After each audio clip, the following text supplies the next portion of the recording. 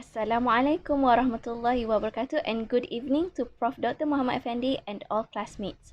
So today, our group will present on the topic of US Middle East foreign policy.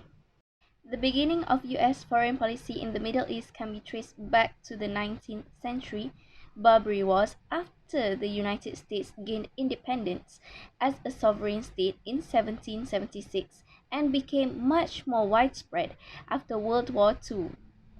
In the 1960s and 1970s, the United States took over as Saudi Arabia's principal security sponsor, and influence in the Middle East has dwindled drastically since the Arab Spring. As of 2022, the United States has diplomatic relations with every country in the Middle East except for Iran and Syria. The Red Line Agreement and Anglo-American Petroleum Agreement are further examples of US Middle East foreign policy.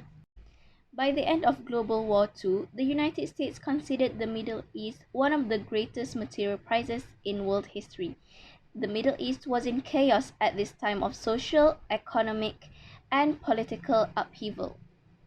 There are three main discussions, which are the presence of the United States in the Middle East after the Cold War, the impact of the incident that occurred on September 11th, and the development of the United States foreign policy towards the Middle East. Now we move on to the part of after Cold War US foreign policy in the Middle East. The United States has been a champion of universal freedom and human rights, a foundation of international stability and order, and a deterrent to rogue regime assault. Yet in the post-Cold War era, the topic of what role the United States should play on the global stage and to what degree the United States can act as the world's policeman is still disputed. This part demonstrates how America's strong position at the conclusion of the Cold War and the completion of Operation Desert Storm in 1991 resulted in a period of American hyper-involvement in Middle Eastern politics, which eventually damaged its regional influence. For more than 4 decades, the United States has consistently supported Israel as part of its Middle East foreign policy. Although the US-Israel relationship is frequently presented as unshakable, there are still times of friction and sharp differences. Another part of the Arab Spring, the United States has a long history of backing friendly tyrants in the Middle East and beyond. Morocco, which has been controlled by the Alawite dynasty since 1631, was the first country to acknowledge America's independence. Egyptian President, which is Hosni Mubarak, who has been in power since 1981, has likewise repressed demonstrators. The US declared support for Morsi, but when he began restricting Egyptian freedoms, the people came to the streets once more. Meanwhile, the Islamic State of Iraq and Syria, which is ISIS, originated as Al-Qaeda in Iraq, was kicked off because for its violence and targeting of fellow Muslims. And this base of operations, as well as ISIS killed fighters and American weapons, endangers both America's Kurdish friends and the US-backed government in Iraq. Furthermore, a series of graphic films showing ISIS fighters beheading Westerners horrified the American people, and the United States determined it could no longer stand by while ISIS because of such devastations, and it reintroduced special military teams and advisors to help the Kurds and Iraqi army combat ISIS. Obama has now deployed a small number of US special forces to Syria, where he had previously opposed American engagement, and the Trump administration expanded the US commitment in Syria to 2,000 troops in 2017. And in the region, Trump has revoked a number of Obama-era programs. Trump not only blocked Syrian refugees from entering the US, but also all citizens of Iraq, Iran, Libya, Somalia, Sudan, Syria, and Yemen. In Israel, Trump formally relocated the United States Embassy from Tel Aviv to Jerusalem, and the United States began the post-Cold War era in the Middle East in an advantageous position. It was widely supported by the people and the elite, and the region had never been peaceful, but the coalition against Saddam Hussein had brought together divergent entities, giving grounds to hope for future collaborations. And the US had never been completely absent from the Middle East, but 30 years of interventions and more than 7 years of conflict had left both America and the Middle East with a plethora of unfinished and possibly unresolvable issues. For the effect of 9/11 on US foreign policy in the Middle East, the September 11 terrorist attack has altered the US-Middle Eastern relationship. It was a significant strategic shock to US foreign policy in the Middle East.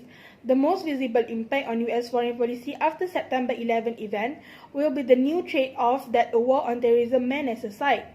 If combating terrorism truly becomes the country's top priority, as it was once against communism, competing priority will be inevitable displays.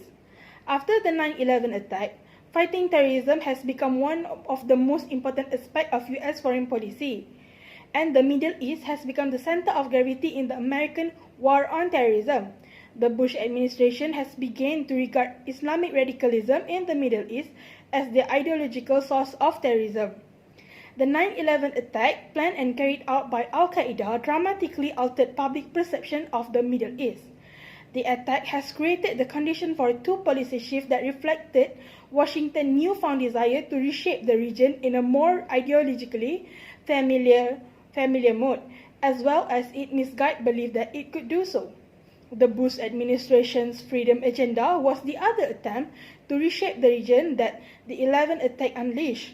President Bush unveiled a forward strategy of freedom in the Middle East in late 2003.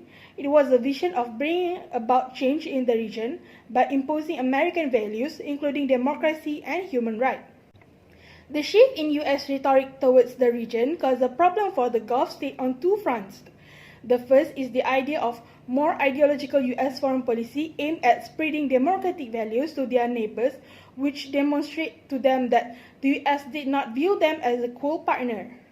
Second, Gulf Arab leaders were concerned that spreading democracy in the region would jeopardize their own survival. The implications from the September 11 attack have made the Middle East become less important to the United States today than it has been in the past. The United States Middle East policy has long been concerned with preventing any powerful external or internal state actor from dominating the region. Then, we move to the development on US foreign policy towards the Middle East. So, US foreign policy in the Middle East has been defined by consistency rather than development over the last 7 decades. The United States' geopolitics interest in preventing the growth of another regional superpower is mandated by its role as the only regional superpower.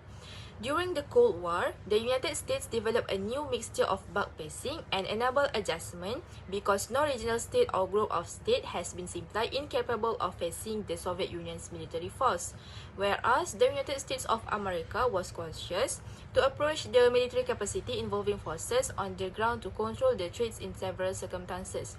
It might issue diplomatic warnings to the Soviet Union, form anti-Soviet coalitions, and also provide economic support and military support to regional states to neutralize the threat. In the Middle East, the policy became known as the Twin Pillars policy, whereby the US depend on Iran and Saudi Arabia to secure regional power balance and restrict Soviet development. President Carter responded to the Soviet invasion of Afghanistan in 1979 and the development into the Persian Gulf by declaring explicit diplomatic warnings and organizing a special military force to interact directly with regional issues.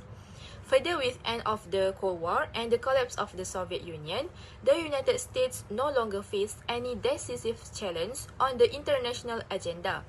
Then, Iraq has appeared as a major threat to the region's power structure. Iraq's attacks of Iran in 1980 and Kuwait in 1989 present strong evidence that the country had an imperialism path.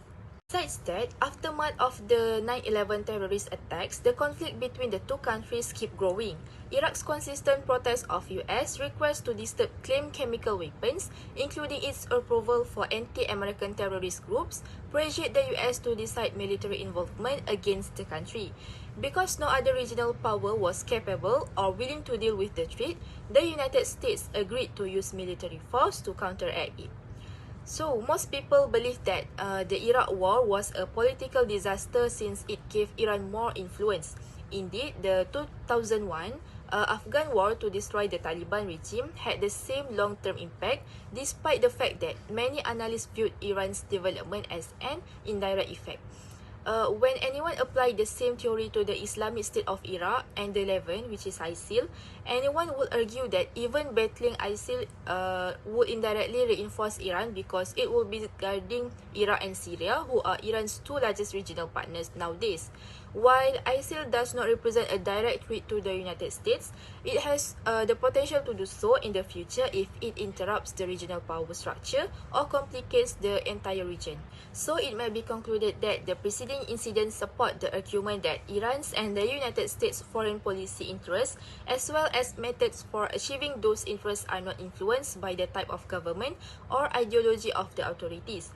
Rather, they argued that each state's influence in the international system as well as its current location, since these two factors have been consistent over the last 7 decades, both foreign policy objective and relationships have maintained essentially unchanged. In conclusion, democracy promotion has been a significant element in US policy towards the Middle East since the end of the Cold War. It continued to be so even after the passing of its peak with the new conservative phase in US policy following the attacks of 9/11. The debate on democracy has played a role in the relationship between the US and Middle East in multiple ways.